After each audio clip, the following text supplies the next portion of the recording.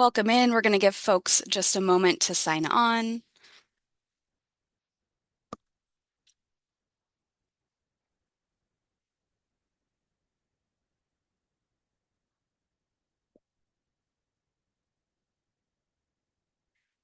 All right, folks, welcome into the SF Immigrant Forum regular meeting webinar today on July 30th, 2025.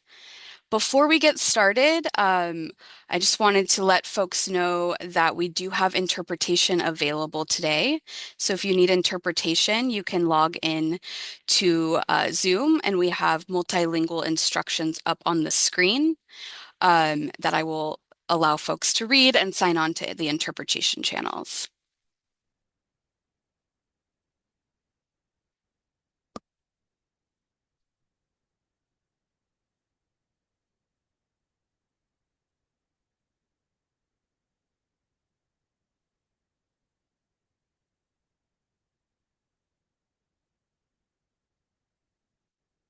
Great. So hopefully folks are connected and let's get started. I wanted to overview the agenda of today's SF Immigrant Forum meeting with the special topic on language access policy and community resources. We'll start today's meeting with some updates from our steering committee of city departments. And for this special presentations, we have three today, which is very exciting. The first speakers will be from the Office of Civic Engagement and Immigrant Affairs, OSEA's language access team. And we'll be hearing more about the language access ordinance, how to submit a complaint, and other upcoming updates to the language access ordinance. After that, we'll hear from the Language Access Network on community resources, as well as the advocacy around the Language Access Ordinance. And then we'll close out with some speakers from Tarjimly about their free and affordable interpretation and translation services for folks that serve immigrants. We will have an opportunity to do Q&A after each presenter. How you will participate in Q&A is there is a Q&A function at the bottom of the Zoom. Please type any questions you have into that box. We will see them, we'll collect them, and then we will answer those live. So make sure you utilize that Q&A box to ask your questions. We won't be unmuting or asking questions in that capacity, but please do type them into the box. And then we'll have some closing reminders. But before we get into our updates, I just wanted to remind folks about the SF Immigrant Forum meeting. This is the fourth one we've hosted in 2025. So thank you if this is your first time, thank you for joining. If this is your fourth time, welcome back. The SF Immigrant Forum is really meant to convene San Francisco-based service providers that work directly with immigrant communities to share valuable resources and information and enhance community support efforts through regular communication. And that includes through a resource website, an email listserv, and regular community forums like this. The website is sf.gov/immigrants, and this is on the city's website, and it includes a wide array of resources from immigration legal support to healthcare information to housing, food, know your rights, and it's continuously updated. So we really encourage folks to utilize this website as a resource. The second aspect is our listserv. I have some information up on the screen on how to join that listserv if you aren't already a part of it. It is the SF Immigrant Forum Google group. If you send an email to that email address, it goes to everyone on the Google group, so you can share upcoming events, resources, or even ask for support and questions from this group. And there's some instructions on how to join. However, if you need some extra assistance on joining, feel free to reach out to us at civic.engagement@sfgov.org. The next Immigrant Forum meeting will be held in September, specifically on September 24th. That topic, we're hoping to kind of regroup from the topic we covered in January around immigrant rights and resources in San Francisco and hear from our community partners on the ground about what's happening. So if you are interested, please go to our website and register just like you did for this one over Zoom, and that is up on the website, sf.gov/immigrants. And the last update I will share is an opportunity for anyone to present at future SF Immigrant Forum meetings. We're looking for possible presenters in November, since we do have the September one covered. So if anyone is interested in presenting on topics that are relevant to this group, you can scan this QR code and fill out a Google request form or visit the website that's just below that. And this opportunities should be around like 15 to 20-minute presentations around a specific topic. All right, those are all of my updates. Thank you all again for being here. I'm going to pass it to OSEA's Deputy Director, Richard Whipple, who will be giving some updates from OSEA, the Office of Civic Engagement and Immigrant Affairs. But as a reminder, our steering committee is comprised of these four departments, and Rich will be providing some updates from our other department leadership that weren't able to make it here. So thanks, Rich. Thanks, Jamie, and good afternoon, everyone. Thank you for joining us. Echoing the shout out to our sister departments listed here, the Human Services Agency, Department of Public Health, and Mayor's Office of Housing and Community Development for really holding this space and helping to promote this important forum to share updates and information with you all. A couple of things we wanted to just, in way of updates from departments that we wanted to share with community. First is a few events. The first we wanted to flag on the screen in front of you is our work permit clinic. This is for asylum seekers who've already submitted their asylum application and have completed the 150-day window to be able to then apply for their work permit. It is Tuesday, August 26th here in San Francisco, and we encourage folks to spread the word. It is by appointment, so folks can call or text the phone number here or scan the QR code to refer folks.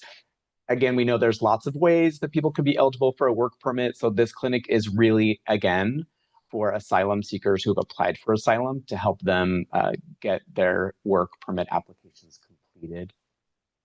The next workshop I wanted to share is our free citizenship workshop.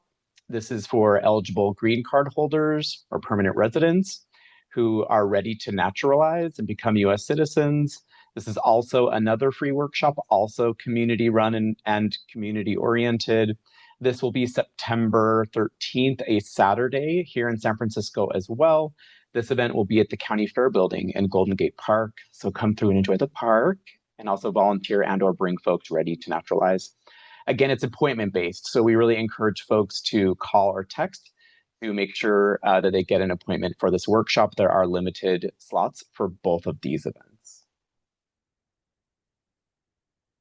A few other updates I wanted to share just in terms of the broader work that's been happening and some of the amazing work that's really based in community. Wanted to share an important update with folks, and there may be folks from our community partners here on the call, but just wanted to share on their behalf some important updates around our rapid response network and our hotline. As folks know, San Francisco has a robust and important citywide multilingual rapid response hotline that is available for individuals to call to dispatch immigration legal services and to report any ICE activity. We wanted to share an important update on behalf of the network that the hotline is now also available to call for folks to request accompaniment. As we know, we've seen an uptick in enforcement at ICE check-ins and immigration court hearings. So just this important reminder to get out to community that folks can call the same rapid response hotline phone number, not only to continue to report or dispatch legal services and inquire about ICE activities that have been rumored, but also to request accompaniment. And lastly, to request any urgent consultations that may need to be over the phone or telephonic. So important to flag that there's slightly broadened use of this hotline, and we really appreciate our partners that hold that down. I know many of you on the call here are part of staffing that important hotline.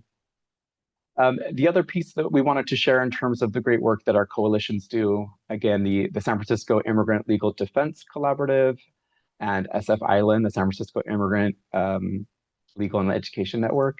There's also some volunteer opportunities, particularly for SFILDC. We could drop a link in the chat for folks who are interested in supporting some of the work that is growing around accompaniment or supporting other volunteer roles as we put together, as we support the work that they're doing to put together clinics and other response activities.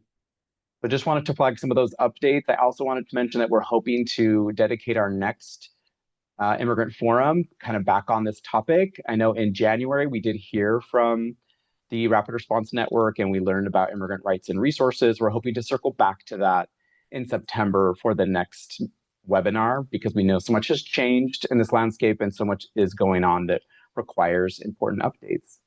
So looking forward to hearing from those folks at our September space. A couple of other things we wanted to share.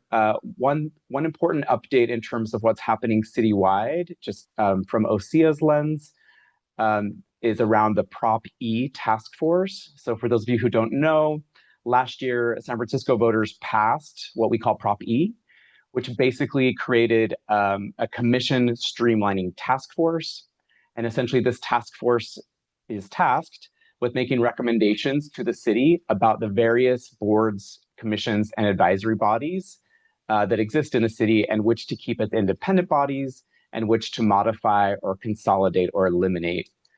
So we're bringing this up because it's an important process we think that the public should be aware of. And we also wanted to flag that the Immigrants' Rights Commission, which was one of the first commissions of its kind in the country, is one of the public bodies that may potentially be impacted.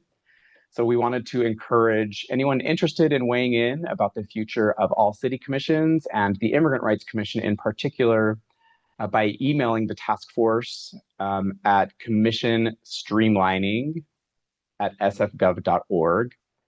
And we will drop this in the chat. There's also some upcoming meetings and hearings that are open to the public. So we encourage folks to be aware, not just of the Immigrant Rights Commission, but any other city commissions or bodies that are important for vulnerable communities, immigrant communities, and some of the most directly impacted folks of the climate that we're in right now. I wanted to make sure folks were aware. I know that the Prop E task force does not sound wildly exciting, but it is very important, actually.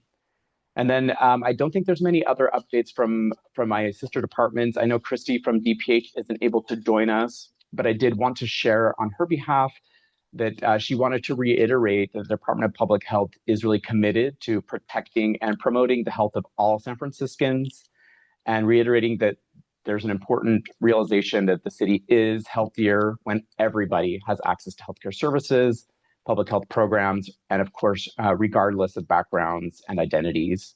So what this means more in practice for DPH is that they are developing immigration protocols and policy trainings, which have been continuing across different medical sites, hospitals, clinics, and public health programs. Their clinics are promoting telehealth appointments to support patients who are canceling in-person appointments for fear of coming in person. We know some folks are no longer accessing healthcare in the same way or are not showing up to appointments. So this pivot to telehealth is important to note. And the Department of Public Health system of care supports all San Franciscans and supports with Medi-Cal enrollment for individuals in need of healthcare treatment and medication. So just wanted to share those important top-line messages from the Department of Public Health, and again, appreciate their partnership in co-leading this space along with us. So I know those were a lot of updates about things happening on the city end, as well as some updates around the important work happening from community, the Rapid Response Network. We hope that folks will stay connected. And a lot of these details you can, of course, find on the Immigrant Forum website that Jamie previously mentioned. So that is it from me, and I'll pass it back to you, Jamie. Thanks, Rich. Really appreciate those updates. And we did our best to, add links in. But again, all of these things that were mentioned are available on the website sf.gov/immigrants, including links on how to get involved and upcoming events.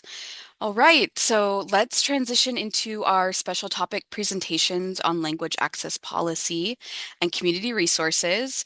Up first, we have my colleagues. I have the pleasure to introduce them from the Office of Civic Engagement and Immigrant Affairs Language Access Team. So with me, we have Ana de Caroli and Elena Ruiz, and I will pass it over to them.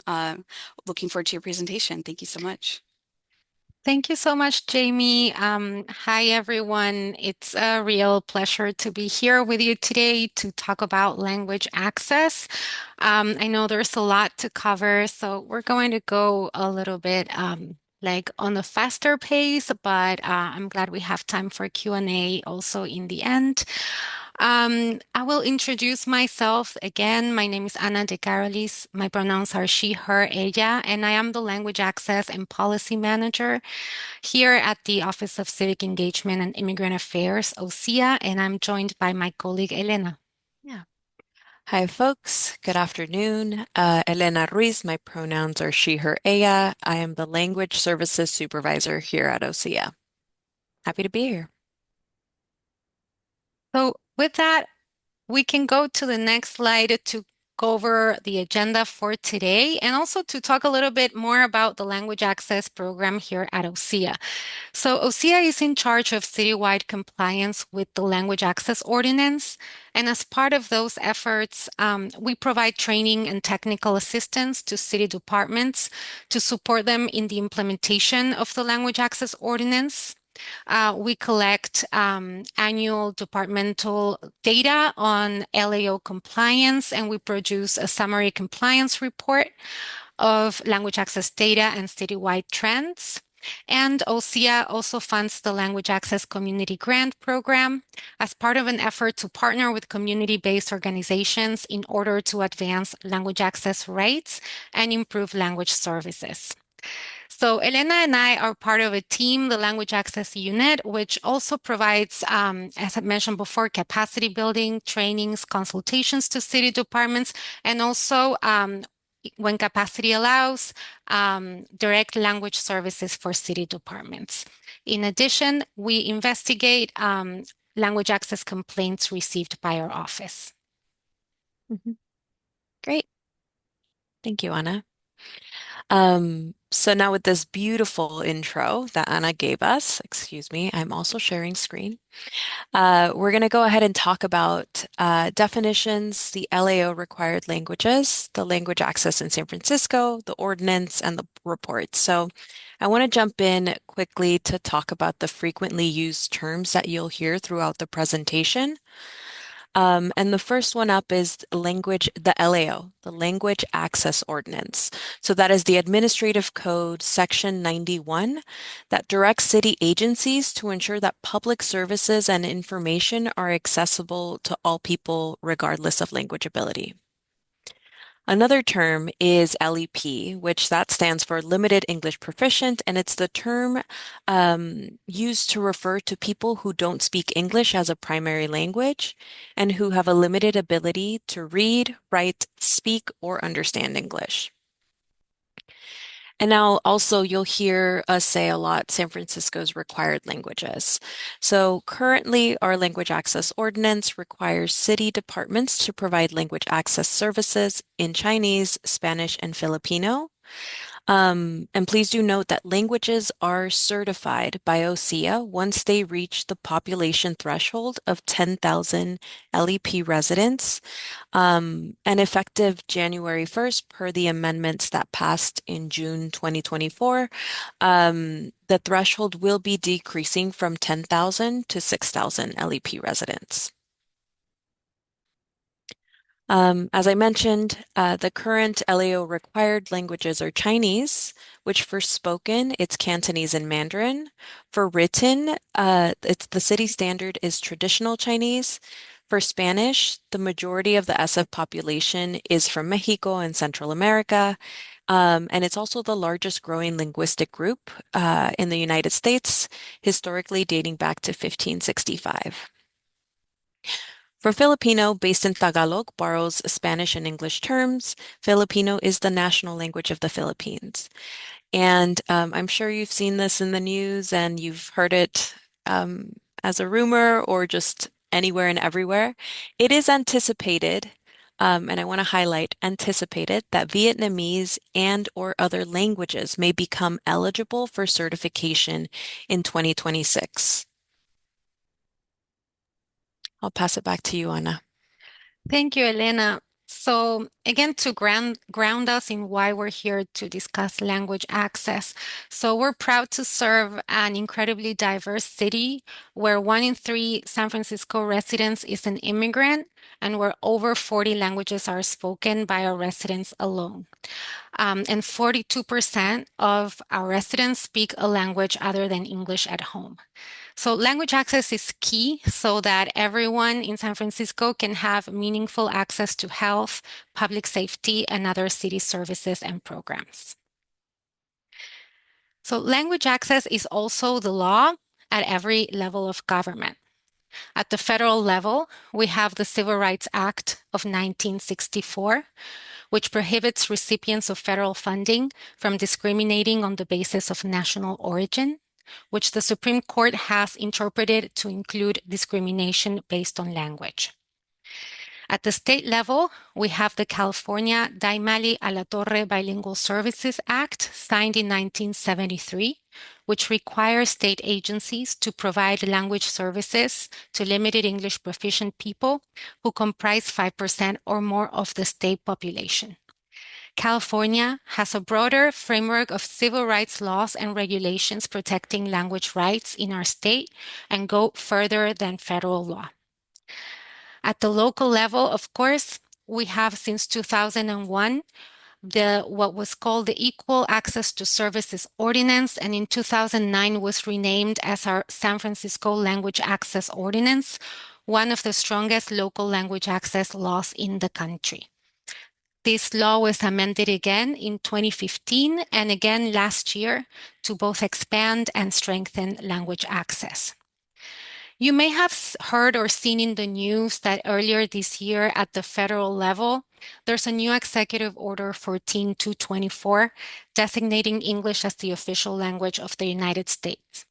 Please note that this executive order does not affect state and local language access laws and initiatives. The San Francisco Language Access Ordinance is in full effect, and everyone in San Francisco has the right to access city programs and information in the language they feel most comfortable in. I will mention, as I mentioned before, that the San Francisco Language Access Ordinance was amended last year to both strengthen and expand language access. Also, last year, the Board of Supervisors passed Resolution 348-24, reaffirming San Francisco's commitment to equitable language access for all residents and strengthening even more the city's language access initiatives. So now that we went over the policy framework, let's go into the Language Access Ordinance and what it requires. So this is important to know also if you're helping someone so that you can let them know what the Language Access Ordinance requirements are. So first, city departments that interact with the public must provide information and services to the public in language. This can be done through bilingual employees, and it also may be done, for example, by telephonic interpretation. So here the point is that departments must provide the same level of service to LEP persons as they provide English speakers. Also, per the Language Access Ordinance, departments must translate vital information in the required languages, which, like Elena said before, they're currently Spanish, Chinese, and Filipino, and also into any other language by request. Also, departments must translate telephonic messages into the required languages and provide interpretation at public meetings and hearings when requested 48 hours in advance. Inform the public about the right to request language assistance and provision for services, and provide language assistance in emergency situations. Now, I'll go a little bit more in depth around the amendments that were passed last year and those key changes. So first, and Elena mentioned this before, the language population threshold is going to drop on January 1st, 2026, from 10,000 LEP individuals to 6,000 LEP individuals. So what that means is that when the threshold comes into effect, OSEA will conduct an analysis of the most current census data and our other reliable sources to determine whether a new language meets this new threshold. If OSEA makes that determination, then there's going to be a notification period of 120 days, and the certification of a new language will take place after that process. Other important changes from the amendments, and we'll talk more about this in a minute, are new translation requirements for city departments, a clarified responsibility of city departments to budget for and coordinate the provision of language services, as well as enhanced responsibilities for OSEA around external reporting related to language access complaints and on public education on language access rights. I will now pass it over back to Elena. Thank you, Anna. So Anna mentioned the requirement around translation and like vital information. So we want to quickly just kind of define that a little bit. And what is vital information? So vital information is any public facing document. And here's a series of things, right? It could be complaint forms, applications, notices about service eligibility, signs, brochures or flyers explaining services or programs, tests, materials explaining the department's services or programs, including public service announcements. So the way we frame it is like anything that affects rights, benefits, duties, and privileges of a community member. So with the new translation requirements under the 2024 LAO amendments, departments now must acknowledge receipt of the translation request within 48 business hours. Departments also must share an update with the requester about when the translation is going to be completed. Along with this, also there's a translation requirement for vital information, which applies to publicly posted signage and digital content such as websites and social media. Anna's going to break down language access complaints now. Thanks, Helena. So if you or someone you're working with experiences or does not experience or receive adequate language services from a city department, they can file a complaint with OSEA. And there are a number of ways that anyone can file a complaint with us. For example, by going online to sf.gov/lao-complaint and submit the form online. The form is available in English, in Spanish, Chinese, Filipino, as well as Russian. And for any other language, please let us know. The form will be translated into any other language by request. Also, folks can call OSEA at 415-554-0600 to file a complaint in your language. Or you or someone you work with may get help from a community-based organization to fill out and submit the form. So once the form is submitted and the investigation is completed, then OSEA posts a summary complaint report, which are available on sf.gov/language access.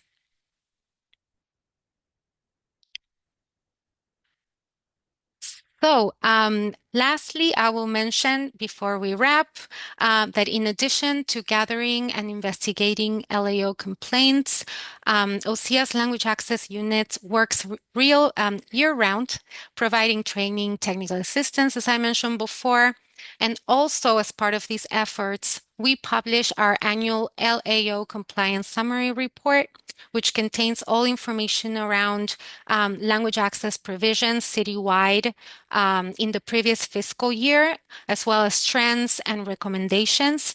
You can access this report also at sf.gov/language access, and a summary of this report is available in Chinese, Spanish, and Filipino. So with that, we wanted to thank you for your time, and we're happy to answer your questions.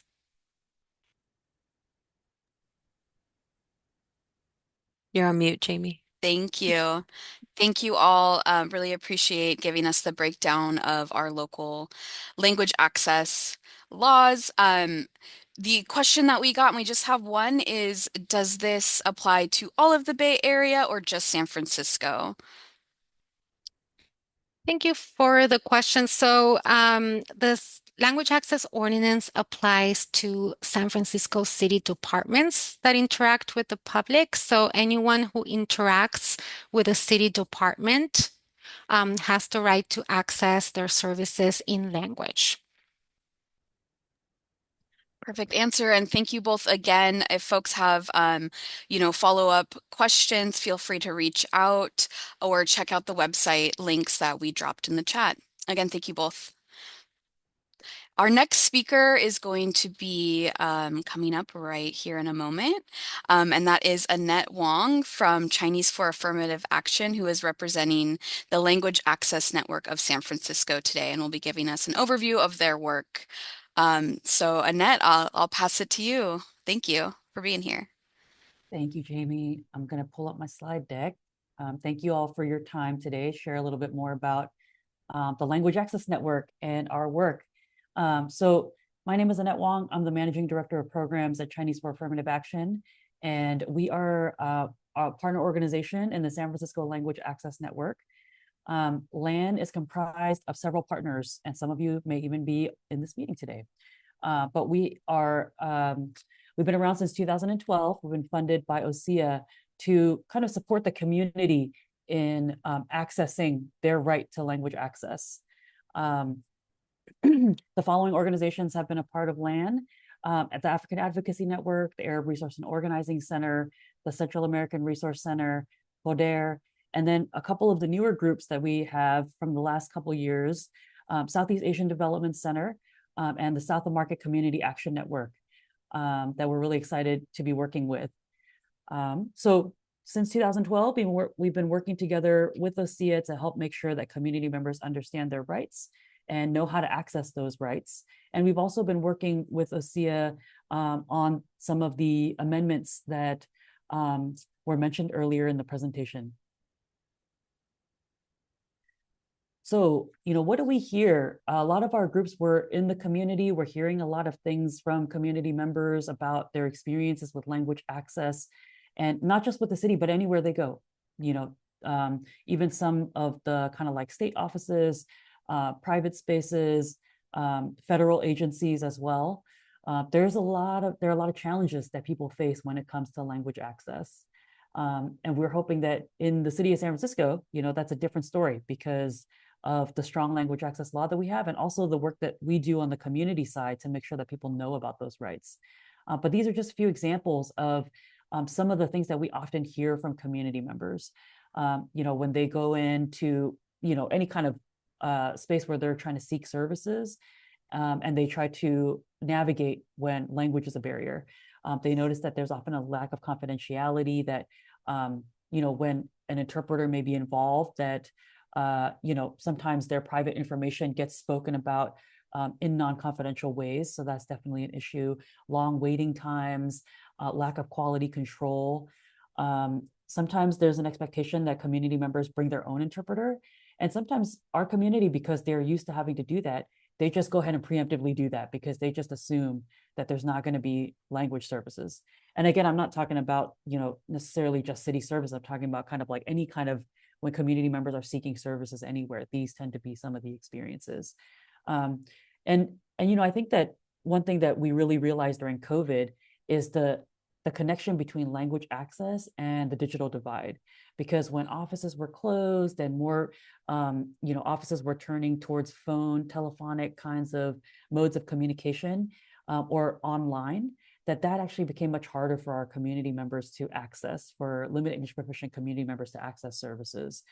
So, in addition to addressing language access gaps, also needing to address the digital divide, going kind of hand in hand, is definitely one of the bigger lessons coming out of COVID. And then also, the unique needs of community members that speak languages that are, more diffuse or lesser known. So, for sure, the four languages that have been certified, Chinese, Spanish, Filipino, and Vietnamese. We're very excited about Vietnamese. But there are also many in the San Francisco community that speak other languages like Arabic, like Russian, like, various languages in the Afro-Caribbean diaspora. So really wanting to make sure that those folks have an avenue of recourse when they go somewhere to seek services. So what does LAN do? We talk a lot about like we're in the community and we're hearing feedback, et cetera. So what are we actually doing? So our mission is to advance language justice by educating, building power, and advocating with immigrant communities to overcome and dismantle language barriers. So our kind of bread and butter is really community education, assessing community language access needs, and supporting systems change that improve language access citywide. So I'll get a little bit more into each of these areas, but these are kind of the three main things that we do as a network. In the first area of community education, we do language access know your rights workshops, and we can do them in English, Chinese, Spanish, Filipino, and now Vietnamese. And also, I didn't list all the languages here because I probably am going to miss some, but through our partner at African Advocacy Network, we can also do workshops in, I think they cover 10 plus languages. And of course, through AROC, our other language access network partner, also in Arabic.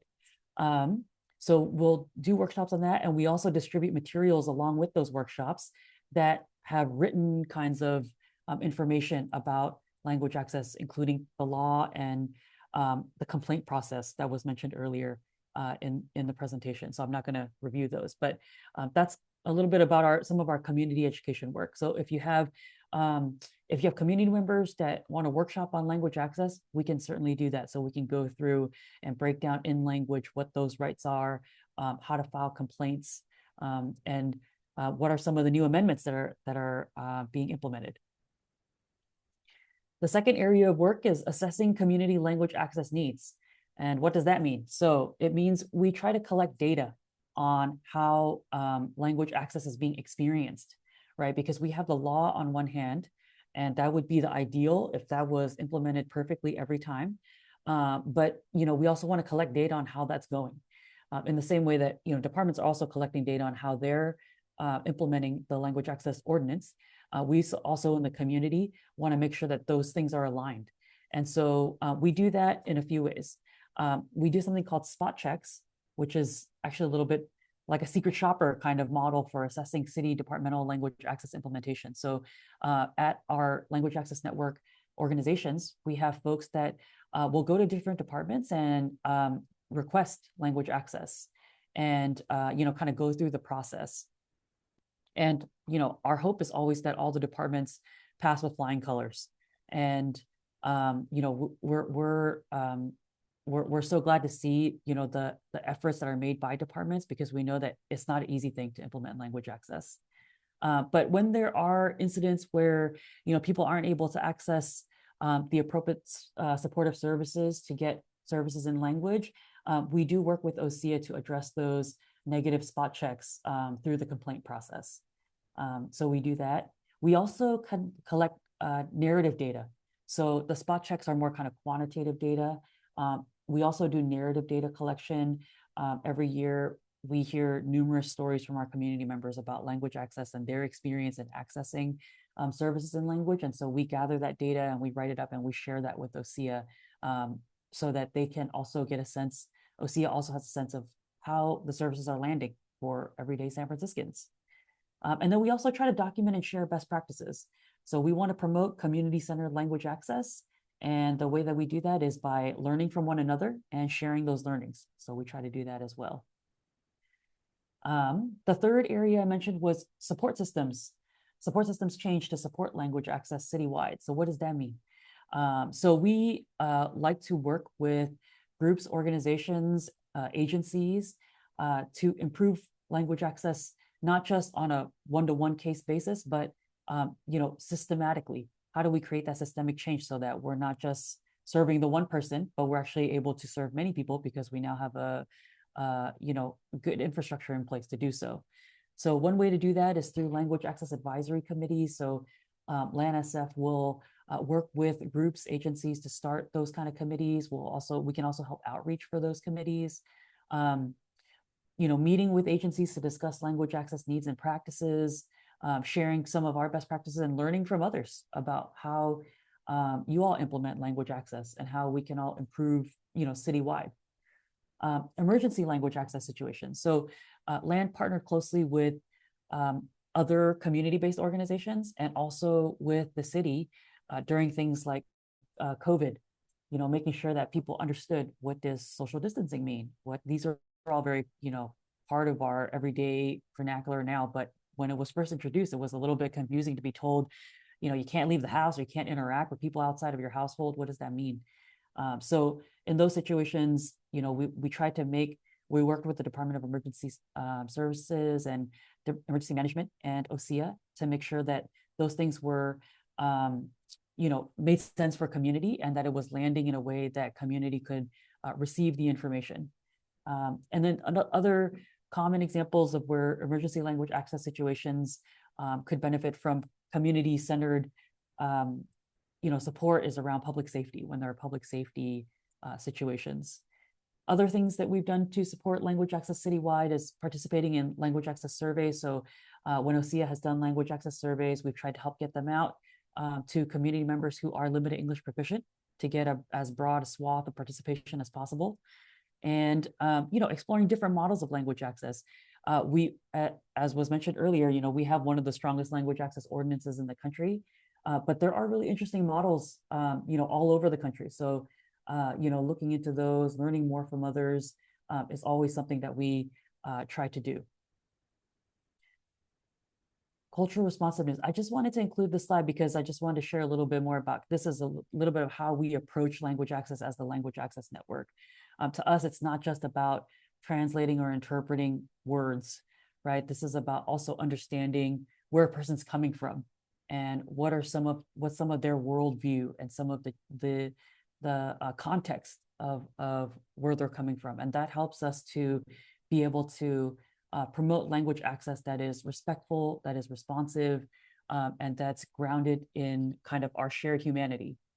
So ultimately, it's about how we treat people. And this is really LAN's approach when we're doing our respective work, whether it's the community education work, whether it's the spot check work.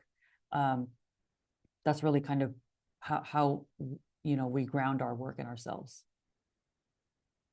So how can LAN support?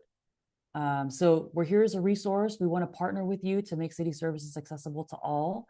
So, reach out to me. I'll have my contact information here. We'd love to meet with you to strategize on community-centered language access.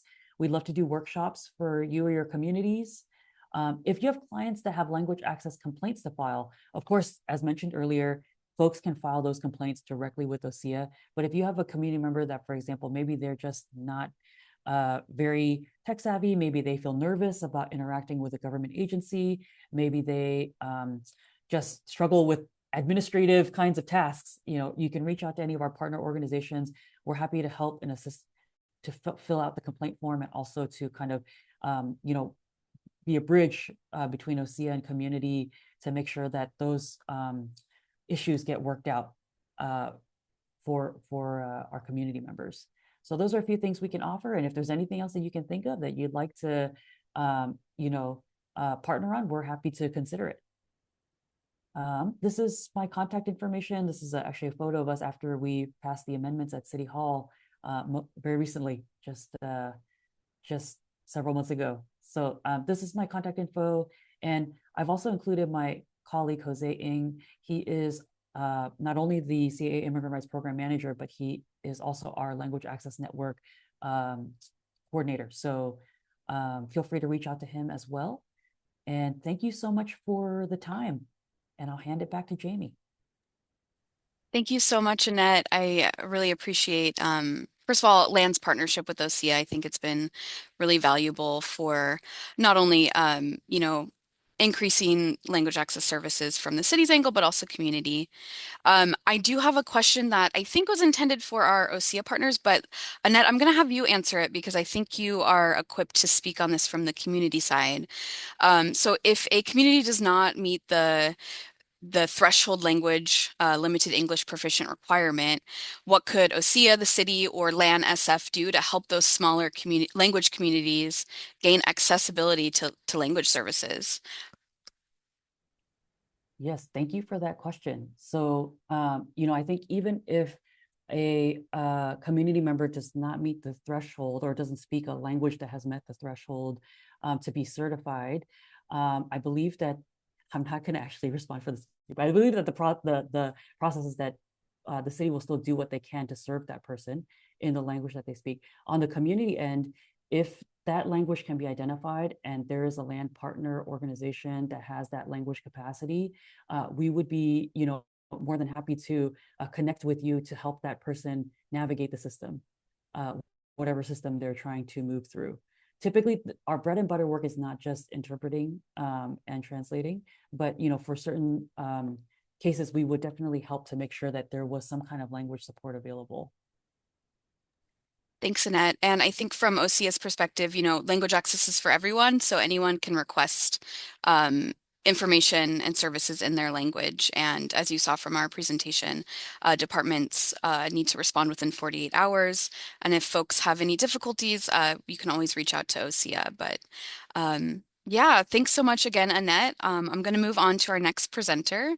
And again, thank you everyone for sticking with us and,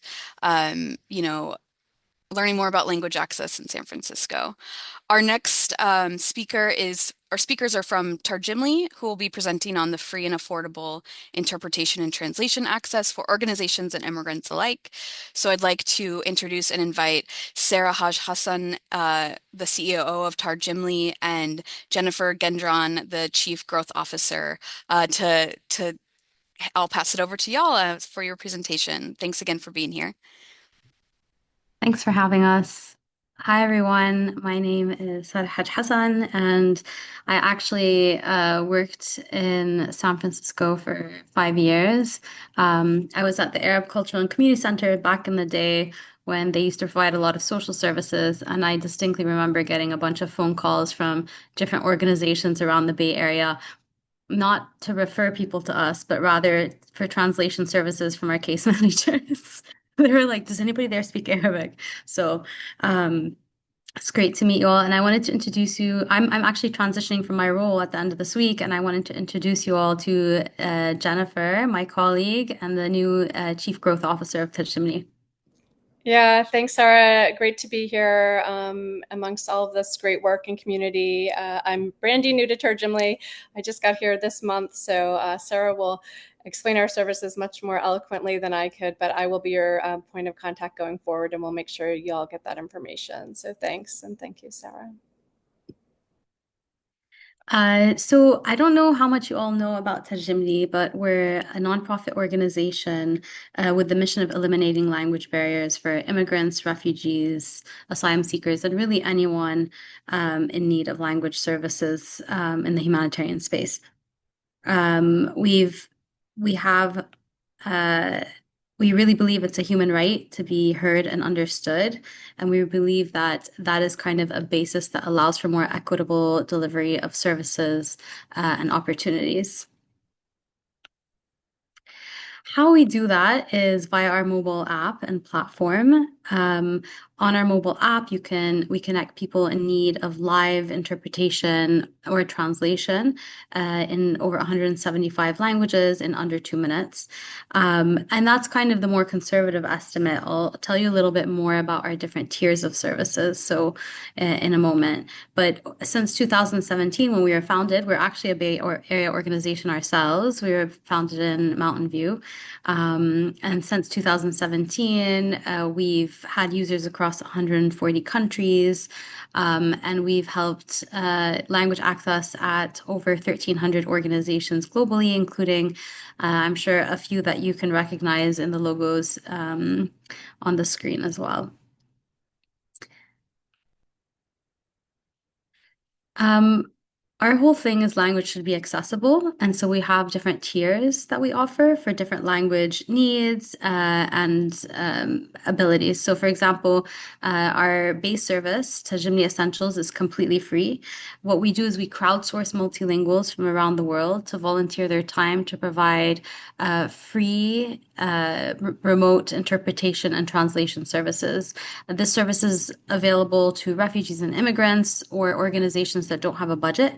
And so basically, we have a mobile app where people can make a request and get connected to someone, request document translations, request over the phone interpretation as well. The next tier we have is called Tajimni Premium. And basically, it's everything you get with the base services in addition to a bunch of additional features, including filters, conference calling, access to some paid interpreters that increase your probability of matching for languages that either have really high demand or really high demand or lower resource languages where it's harder to find the volunteers necessary. This version also comes with a desktop version of the app, which is often helpful for organizations that might have a front desk or something like that. And this one is mainly for humanitarians or organizations with smaller budgets as well. Lastly, we have our Platinum services, and that includes, and I'll go over in more detail soon, but that includes professional hotline and some really cool features that I'll go over in a second. I know we only have a couple minutes, and I just realized I didn't do share sound. Oh, actually, this one can be done without sound. I'm going to share just this one video since I want to make sure we have enough time that goes over our specific services that we have just to get a better sense of what it looks like and feels like.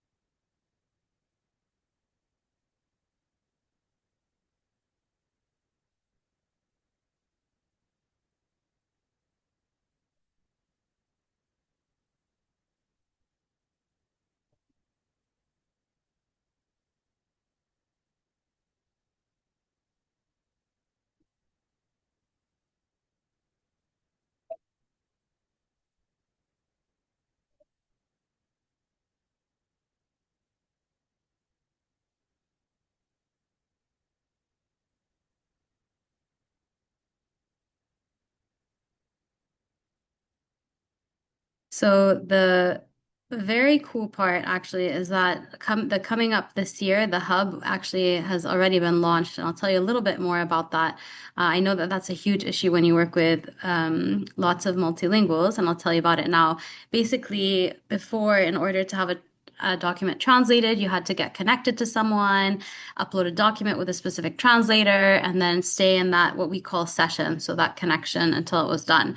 And then if you need another language, you'd upload the same document, connect for that language, etc. And it would take quite a while.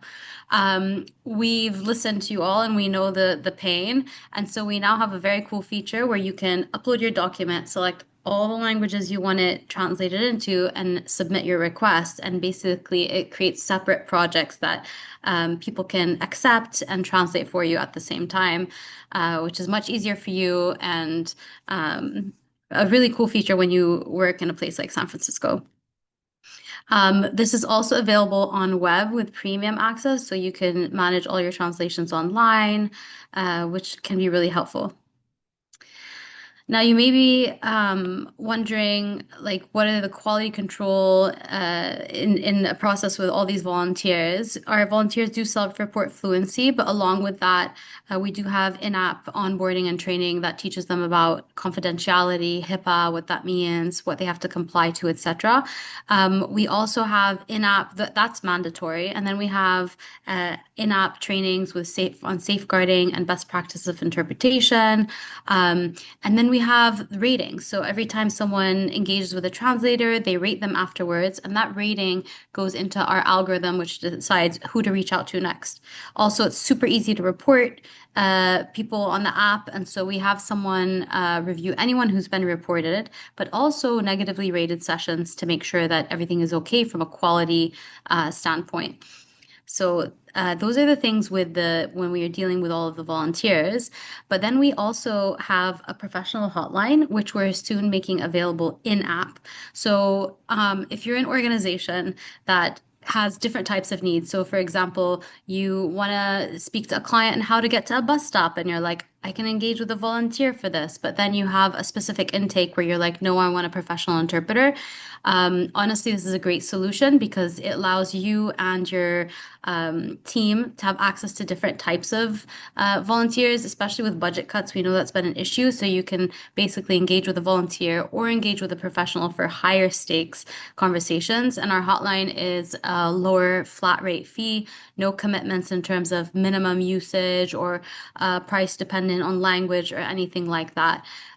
So there are lots of pros to that, and we have a very high vetting process and quality controls as well. We've had nothing but positive feedback. And we take, as an organization that was founded to specifically serve immigrants and refugees, we take, anonymity, confidentiality, privacy, compliance very seriously. And so the app is designed to be anonymous. So even when you join, the translator and the person using the app can only see each other's first names. Phone calls are internet calls, so we don't share numbers or anything like that. And conversations are deleted from the translator side as well. If you're dealing, I know it's kind of sensitive political times and nobody wants to have anything be subpoenaed, let's be real. And so if you wanted to delete your conversations, we even have a no record option. Normally, we do have records of sessions just for quality control. If someone reports something, we can go back and review it. But if you're worried about a specific conversation, you can select no record, which means that after you hang up, that data is completely deleted from our system as well. We know people are on hard times in terms of funding, so we're offering a 20% off discount. We created a custom code, so SFIF20 for you all. You can enter that when you add any services. Also, if there's a specific service that doesn't have, the hotline where you are wondering, we will honor that discount as well. Just email jennifer@terjim.ly if you're interested, and we're open to questions. Thank you so much. Really appreciate this presentation on such a great community resource. There we go. Hi. Also, I forgot to mention Yeah. that we are localizing our app in our top languages as well, so that it's more available to immigrants and refugees themselves so that they can navigate, the world more easily Yeah, with that their was new actually one of yeah. the questions, Sarah. Oh. Is the app interface translated into different languages? So maybe you can speak more about what's to come. Yeah, we're working on translating it into our top 10 languages first, so the ones that are most demanded on the app. They don't perfectly align with San Francisco's. Actually, we have a lot of Dari, Pashto, Spanish, Arabic, Swahili. Um, I think French, Kinyarwanda, um, Tigrinya, and I'm blanking on the couple others, but Ukrainian, I think. But basically, you'd be surprised at how hard it is to localize an app. And for a very long time, we were struggling to do that with all the changes we were making because we were really trying to iterate the app to get it to a place that we felt was something that would be really helpful for everybody, and we could just localize it and have it be accessible. So we are actually soon releasing the first 10 languages, and then we plan to continue to localize and release those as we're able to for other languages. And if any organizations, for example, if you all come together and you're like, hey, we really want this language, we can try to prioritize certain languages over others if you plan to share them with your communities. Um, I forgot one more thing that I wanted to talk about, which is actually one of my favorite features that we have. We have something called Bring Your Own Translator as part of the customizable features we offer. And the idea is that you can centralize either your organization's interpreters or your community's interpreters on the app for exclusive access across certain accounts. So the idea is, for example, let's say you're an organization with multiple offices, you have certain community translators at some offices and at others, but then how do you coordinate them, etc. What we can do is we can centralize them on the app. Something I've actually pitched to the East Bay Refugee and Immigrant Forum, and they've been interested, and I don't know if it's possible to share this resource, is all of these organizations have community interpreters they trust that know the language, know the systems in the area, know the benefits, know, all this stuff. Why not get these community interpreters? And when I was at the IRC, I knew that these community interpreters didn't have enough work to even sustain themselves as a job. And so why not centralize all of these community interpreters in one place and have them accessible across local organizations in the Bay Area? That way you're supporting, local interpreters. You can have like specific standards that they meet. They represent the languages that you need, etc. So that was something that they were interested in, and I thought was a really nice idea. Yeah, I think we've been trying to do something similarly in San Francisco, so would love to reach out to you after Awesome. and get some ideas. But yeah, thank you for sharing that. Another question we have is, well, thanks for the great service. And I think you touched on this a little bit, but what languages are available on the app and how do customers pay for the services? When you say, well, the language, we have over 175 languages available in the volunteer version of the app. So like the community interpreters around the world who are volunteering. The hotline has over 200 languages. And the hotline connection time is actually under 30 seconds, whereas the app's average connection time is under 2 minutes. I would say that we have around, Jennifer, what would you say, like 30 to 40 languages we serve really well, and then a bunch that are not as frequently requested. But if we do have an organization that joins and really requires a certain language, we do an effort to do a like outreach and recruitment effort. Jennifer, go ahead. Yeah. Yeah, no, so I was going to say, and to your point on the hotline, we're up to over 250 languages. And regarding payment, we can either invoice customers or there's also a mechanism for them just to pay online as well. That's super helpful. Thanks for sharing. And the last question I have from our folks online are, what have been the most common uses of Tarjimly across different user types? Interesting. Well, resettlement has been probably the top user type. And that has been spans, everything from, like I said, getting them from one place to another, scheduling appointments, um, honestly, general check-ins, like how are you doing today? How are things going? General intakes. We've had mental health intakes. We've had local clinics from the medical side do appointments. Medical like follow-ups on like just phone check-ins, reminders, things like that. Legal, we have a lot of legal organizations that use us for specifically asylum interviews and things like that, asylum application translations. Honestly, just generally like community flyer translations, things like that. Like we have this event on Saturday. Um, and then we have schools. So we've had teachers trying to speak to parents about like having conversations with parents about something about their child. With the hotline, we've had like what is it? Head Start programs that use it to communicate with parents as well. And with like local Head Start program, LAP individuals who are leading their own little centers as well.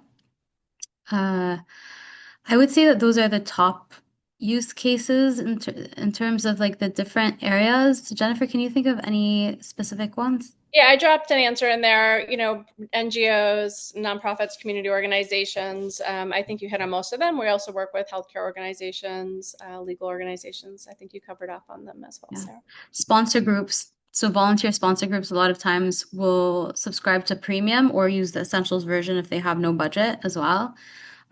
So like sponsor circles. I think those are the main things that we've seen. Sounds like a broad array of users, and that you're touching a lot of folks that need the support. Well, those are all of the questions that we have. I just want to really appreciate y'all for sharing this resource, and thank you again for being here. Yeah, thanks so much for Thank having you us. for having us. Awesome. So we're about to wrap up our presentation today. I have some closing reminders for folks, but I just want to highlight that you've heard from the city, our a collaborative of community partners that make up the Language Access Network, and then we've highlighted a community resource that the folks at Tarjimly actually filled out that form to request to speak at a forum and share their community-based resources. So just want to give a plug for anyone that has something similar in mind that you have an opportunity to do so. So let me just share my screen. Right. I'll just plug that opportunity to present at a future Immigrant Forum meeting here again. So folks feel like they can also be part of this space to highlight community resources and amplify any upcoming programs or services that might benefit the broader community. And yeah, I'll leave that here for a moment for folks to screen grab.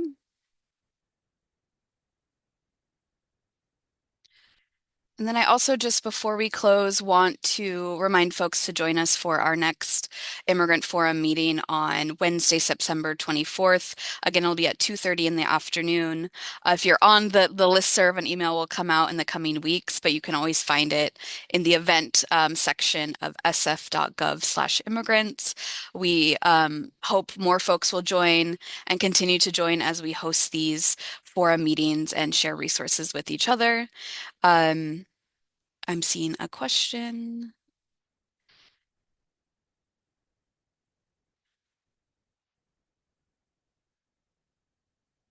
Okay, I think I will pause on that question. Again, you can reach out to us at civic.engagement@sfgov.org if you have any questions or trouble accessing our listserv.